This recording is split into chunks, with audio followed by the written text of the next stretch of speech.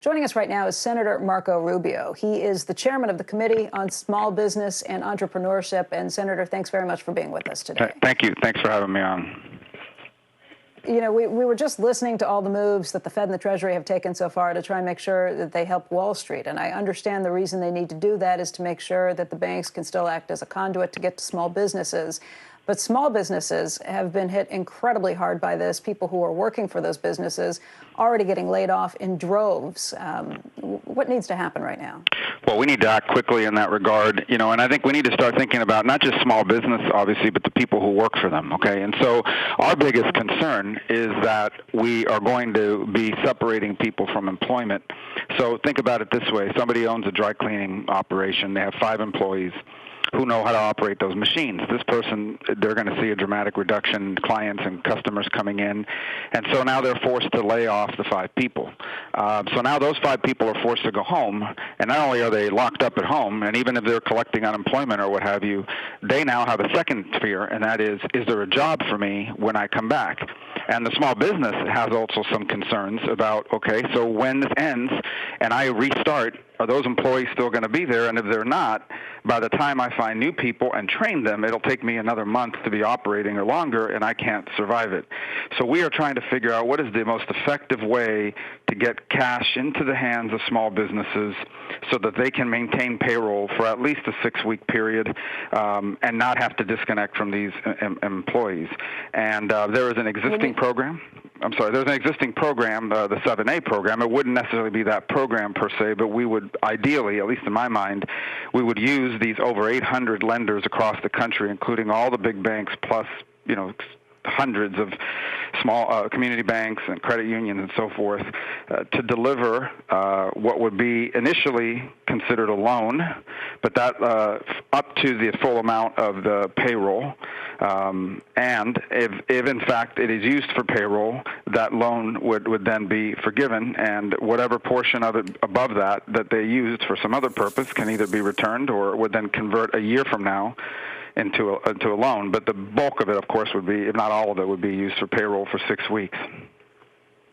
That's huge what you just said, because I've been trying to figure out how a small business operator would do that. You want to take out a loan, perhaps. You want to pay your employees, but you're never going to get back the sales that you lost over that period of time. If you're a dry cleaner, if you're a restaurant, if you provide any sort of service, those sales are just gone. So your idea is to make sure that gets to them and is then eventually forgiven for anything they were using to keep their payroll, to keep their employees on the payroll.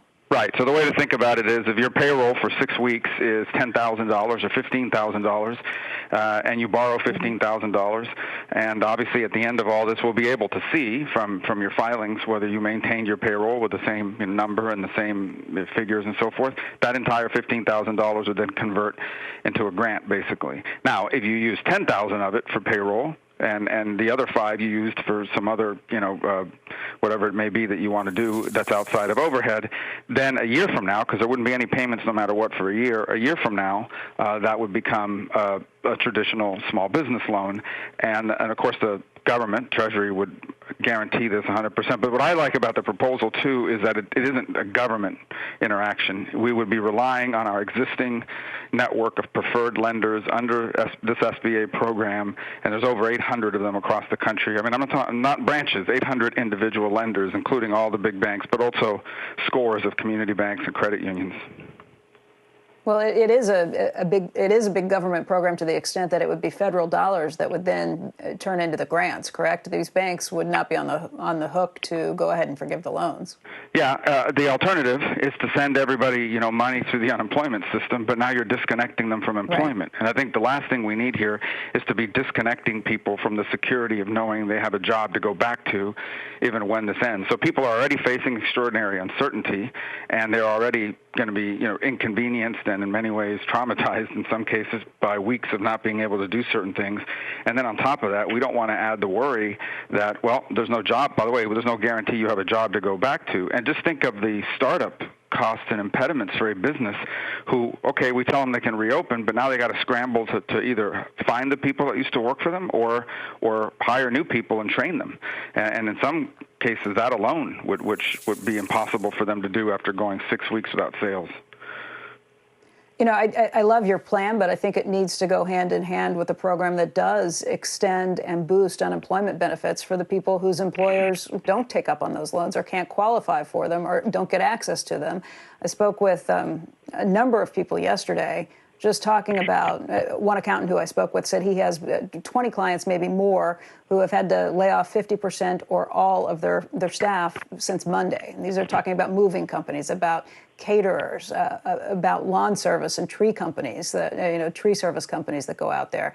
Those employers are already going without paychecks at this point, and there's no guarantee that the small business will immediately hire them all back. There's a restaurateur who we're hoping to get on the show tomorrow in Ohio who on Monday laid off 4,000 employees. He says he needs money from the government to get back up and running, and even if he does, it will still take him 4 weeks before his restaurants are open again. A lot of those employees won't be brought back until the last 2 weeks before that time. Yeah, so obviously there are people that have already made a decision because the uncertainty. This program is a proposal; it's not in place, which is the urgency behind it. People are making decisions right this very morning about what they're going to do with their staff.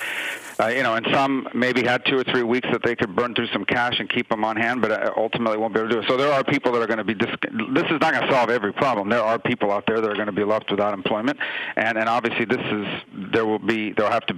is proposals being worked on to address them. The one I've been focused on is how can we keep as many small businesses viable and connected to their employees for as long as possible so we don't create an additional disruption. And I think it bears saying in all of this, we are not talking here about some systemic failure of the system. We're not talking here about companies that did something wrong and now are asking the taxpayer to bail them out. What we're basically talking about is government edicts, basically a government requirement prohibiting private industry from operating, and so because of a public health emergency, and there is no other alternative. I am not in favor of these programs as a permanent feature of our public policy, but there is no alternative at this moment to inject cash into our economy than the government, because you have prohibited the private sector from operating in various important sectors. That feeling, that sentiment you just mentioned, just feeling the sense of urgency, do you get the sense that that is universal among the other 99 senators that you serve with in Congress? No, I think it's widespread. I wouldn't call it universal. I still think there are people that sort of have not come to the realization that we are not dealing with an extraordinary circumstance. I think there are still people that don't realize that we are uncharted territory, that there is no playbook for this sort of thing that we're confronting. I mean, the closest thing to it would be mobilizing a country after World War II as an example. I know that analogy has already been used by others, but there is no playbook for this. But this is an extraordinary world-altering moment that we're living through. I think there are two things that are certain. Number one is we are going to continue to experience even unforeseen and unexpected impacts of all of this in the days and weeks to come.